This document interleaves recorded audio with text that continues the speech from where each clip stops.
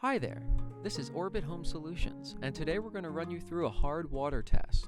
There's multiple reasons why you wouldn't want hard water in your house, and we're going to go through all those reasons today. For this test, we're going to have the hard water on the left and the soft water on the right. First, we add 5 drops of precipitation reagent number 2 to each jar of water. Then we'll add 5 drops of precipitation reagent number 1 to both jars of water as well. And as you add in the precipitation reagent, you can see them start to mix together and form this yellow cloud in the water. And now we're going to give both jars a hard, firm shake, just to make sure all the chemicals mix together throughout all of the water. The precipitation reagents will bind to any contaminants in the water, exposing them.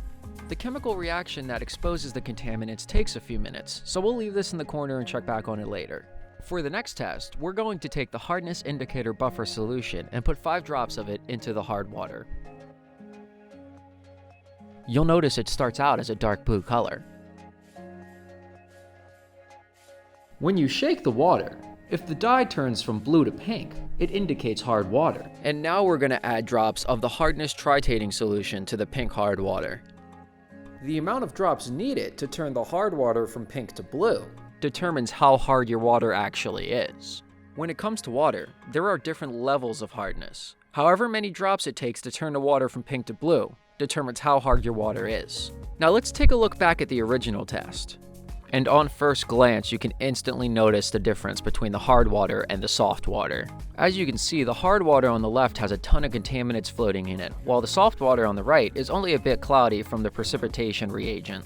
You could be drinking these contaminants without even knowing they're there. They even leave a film on your clothes, your skin, and your dishes. And finally, we'll use this wide-range pH indicator to test our pH levels. We simply place a few drops of the indicator into our hard water, give it a nice firm shake, and see what color it comes out as.